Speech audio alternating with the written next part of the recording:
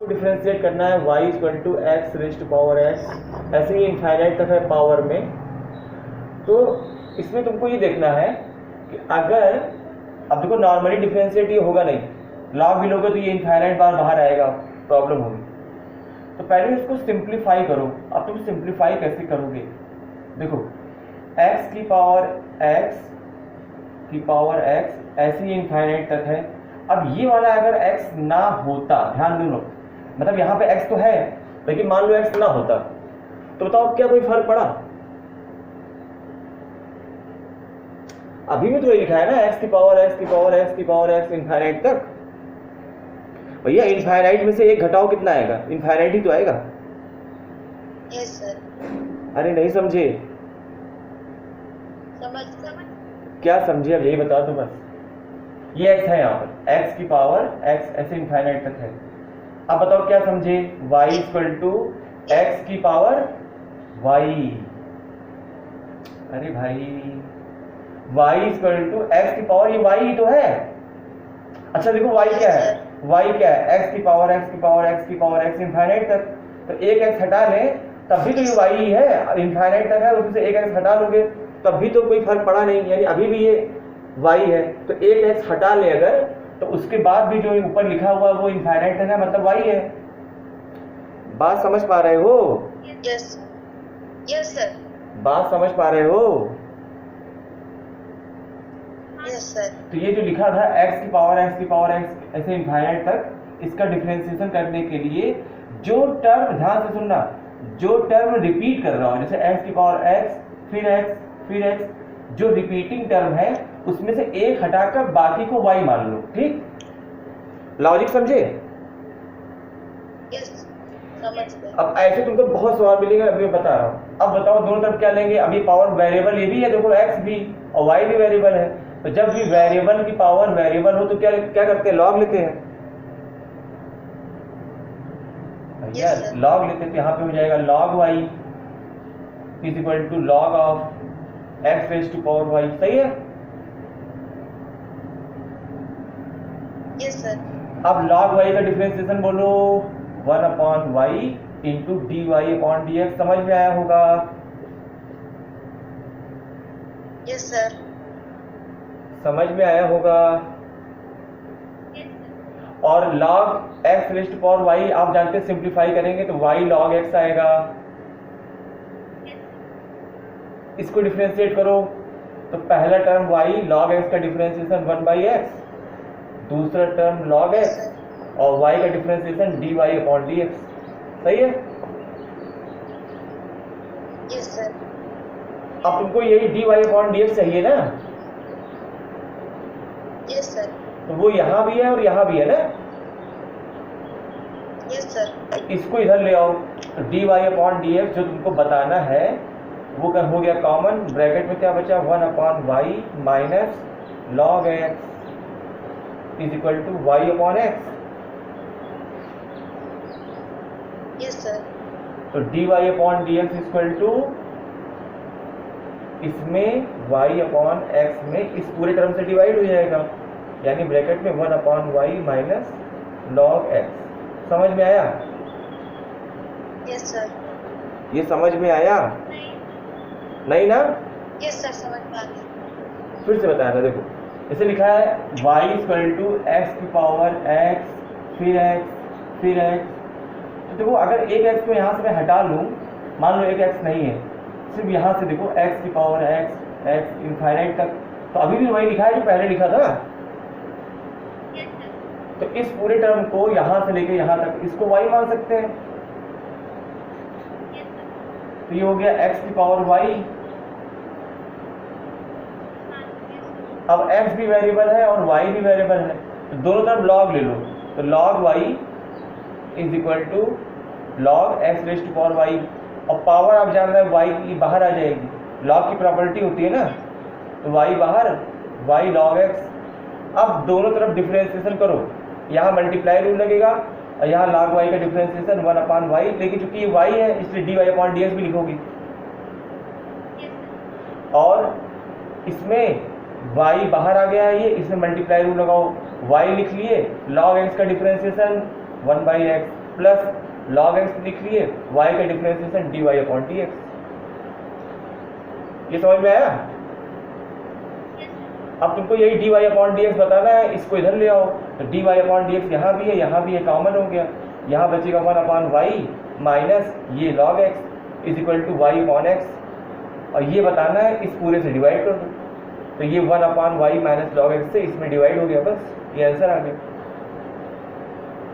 समझ पाए? समझ पाए? सर। हाँ, यस सर। नहीं ना,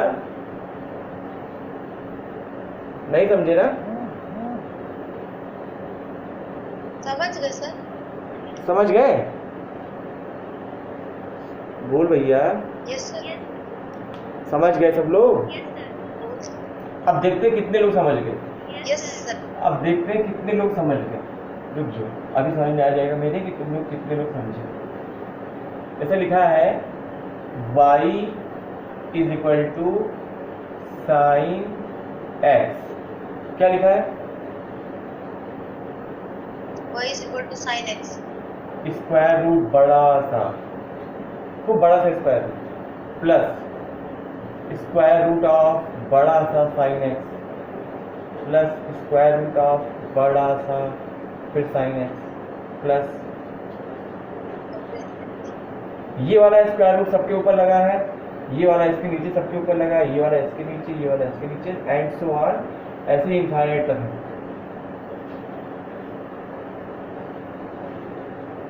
अब बताओ, ये प्लस है, इसके बाद ये है, फिर ये अपॉन में नहीं है, ऐसे sine x plus sine X root plus sine X root plus sine X root, फिर ऐसे ही इनफाइनाइट तक है।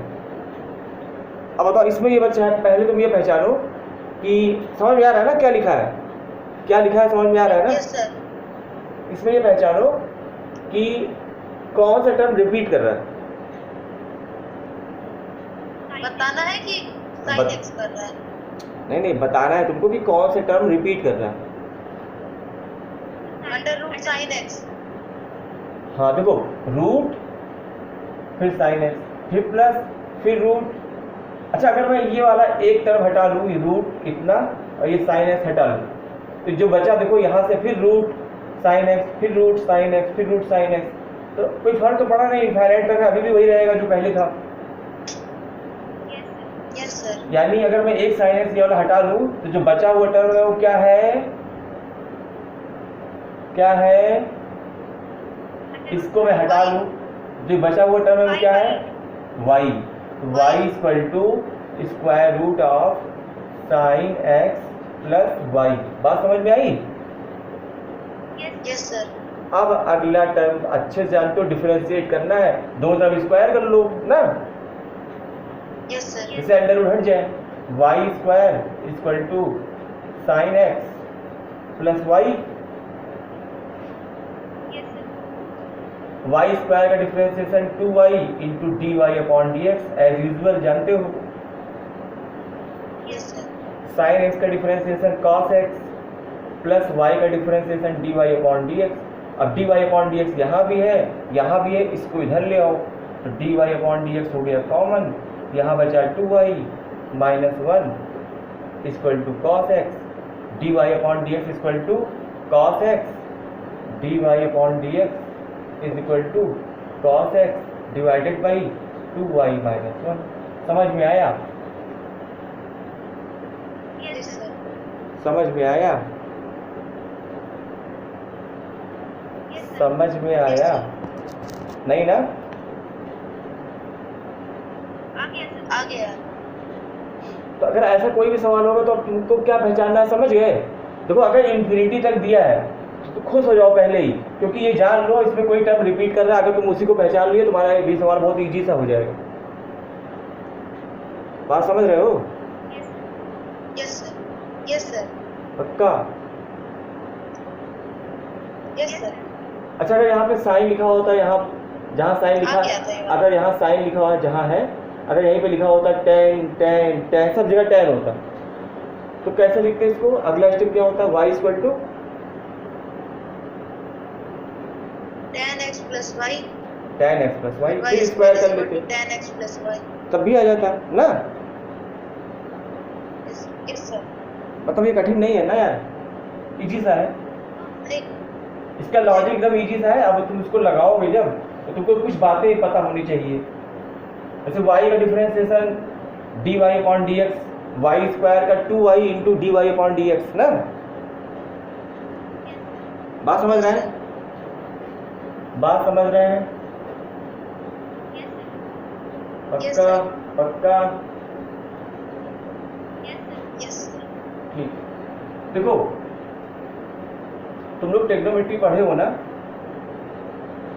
Yes sir. पढ़े हो ना? Yes, उसमें sir. इसमें एंगल होता है थीटा ना। Yes तो sir. यहाँ पे थीटा की वैल्यू कितनी होती है? यहाँ पर इन सब जगह पे थीटा की वैल्यू बताओ। 0, 90 degree, 180 जहाँ जहाँ मैंने मार्क किया है यहाँ पर एंगल की वैल्यू बताओ थीटा की। यहाँ थीटा की वैल्यू 0 है, यहाँ पर 360 दोनों. 90 है, यहाँ पर थीटा की वैल्यू 180 है और यहाँ पर थीटा की वैल्यू 70, 270 है 270, और यहाँ पर थीटा की वैल्यू 360 है। 360. अब यहाँ पर थीटा की वैल्यू बताओ। अरे Sir, अरे बताओ, अरे क्या? तुमने यहाँ थीटा बताया ना, पहले 0 फिर 90 करते फिर चले जाएं। 180 फिर 270 फिर 360। अब यहाँ बताओ थीटा की वैल्यू। 450. अब इसमें 90 जुड़ेगा ना भैया, एक चक्कर के लिए ये बताया ना Yes तुम। sir. तुमने जो बताया वो एक चक्कर के लिए बताया ना। अब ये एक चक्कर के बाद और आगे बढ़ेंगे तो 90 और जुड़ेगा, तो 360 प्लस 90 समझ पाए? यहाँ बताओ, Yes, sir. यहाँ बताओ 360 प्लस 180 समझे? Yes sir. 360 प्लस 270 270. और यहाँ पे 360 प्लस 360 समझे ना? अब 720. Yes sir. अब ये ऐसे ही कितने कितने चक्कर हो सकते हैं इसमें? इनफाइनाइट, हाँ या ना? Yes sir. ऐसे ही आप इनफाइनाइट चक्कर लगा सकते हैं। ये बात समझ गया पहली बात? Yes sir. अच्छा ये बताओ, जब यहाँ पर ऐसे जाते हो लिखते हो थीटा इक्वल टू 60 डिग्री, तो प्लस 60 लिखा तुमने। ये कौन सा सेंस है चलने का? ये चलने का कौन सा